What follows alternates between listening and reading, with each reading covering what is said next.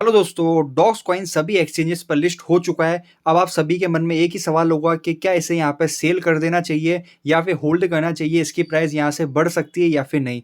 सबसे पहले अगर अपन प्राइस की बात करें तो लिस्ट होते ही इसकी प्राइस में हमें एक हाइप देखने को मिली जिसकी प्राइस गई थी 0.0018 की सीरीज में। वहां से हाथों हाथ प्राइस डाउन आ गई और 0.0010 से लेकर 12 की सीरीज में देखने को मिली कुछ देर तक। वहां काफी ज्यादा लोगों ने सेल करा और अभी प्राइस यहाँ पे बढ़ के 14 की सीरीज में आ चुकी है। अब सबसे पहले तो बात करते हैं कि क्या ये अच्छी प्राइस पे लिस्ट हुआ है या फिर कम प्राइस पे लिस्ट हुआ है।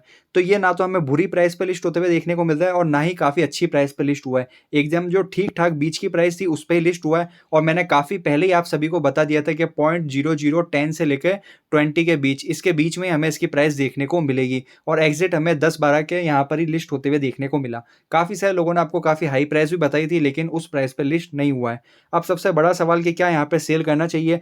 तो जो कॉइन काफ़ी अच्छी प्राइस पे लिस्ट होता है, काफ़ी अच्छी मार्केट कैप के साथ लिस्ट होता है तो वहाँ वहाँ से नीचे आता है।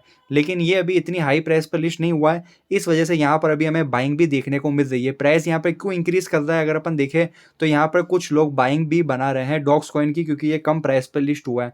तो इस वजह से यहाँ से इसकी प्राइस हमें बढ़ते हुए देखने को मिल सकती है। अब ये डिपेंड करता है कि आपको यहाँ पर कितने पैसे मिल रहे हैं। अगर आपको यहाँ पर एक काफ़ी अच्छा अमाउंट मिल रहा है और आप उस अमाउंट से खुश हो तो आपको यहाँ पर सेल कर देना चाहिए। नहीं तो आपको मैं सेकंड ऑप्शन भी बताता हूँ, आपको यहाँ पे पार्ट्स में सेल कर देना चाहिए। अगर आप सेल पे जाओगे और मार्केट प्राइस से हटा के अगर आप लिमिट प्राइस पे कर दोगे, उसके बाद जो भी आप यहाँ पे प्राइस सेट कर सकते हो। जैसे अभी 14 की सीरीज़ में मैं चाहता हूँ मेरे 15 की सीरीज़ में 25% सेल हो जाए, तो मैं ऐसा ऑर्डर लगा सकता हूँ। उसके बाद अगर 17 की सीरीज़ में आता है तो 25% मेरे और सेल हो जाए।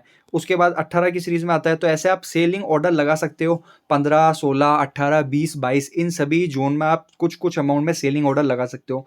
इससे क्या होगा, अगर यहाँ से प्राइस बढ़ेगी तो आपको उसका भी फ़ायदा होने वाला है और अगर प्राइस नहीं बढ़ती तो आपका कुछ परसेंटेज यहाँ पे सेल हो जाएगा, सारे के सारे आपके पास नहीं बचे रहेंगे। तो इस वजह से अगर आप सेल करना चाहते हो तो आप पार्ट्स में सेल कर सकते हो और अगर आपको अभी वाली प्राइस भी अच्छी लग रही है तो इस पर भी आप सारा का सारा अमाउंट सेल कर सकते हो। लेकिन यहाँ से प्राइस बढ़ सकती है, आने वाले टाइम में हमें कुछ प्राइस बढ़ते हुए देखने को मिल सकती है, तो हमें काफ़ी अच्छा रिटर्न भी दे सकता है आने वाले टाइम में।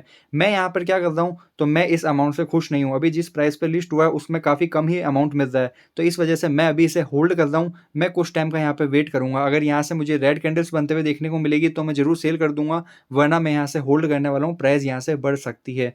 डॉक्स कॉइन लिस्ट हो चुका है, आपको भी क्लेम हो चुका होगा। आपको कितने पैसे मिल रहे हैं ये कमेंट सेक्शन में ज़रूर बताना, आपको कितने डॉलर यहाँ पे मिल रहे हैं। अब इसे सेल करके कैसे विथड्रॉ करना है बैंक में, इससे रिलेटेड अगर आपको वीडियो चाहिए तो मुझे कमेंट करके बता देना, मैं आपको डिटेल वीडियो बनाकर बता दूँगा।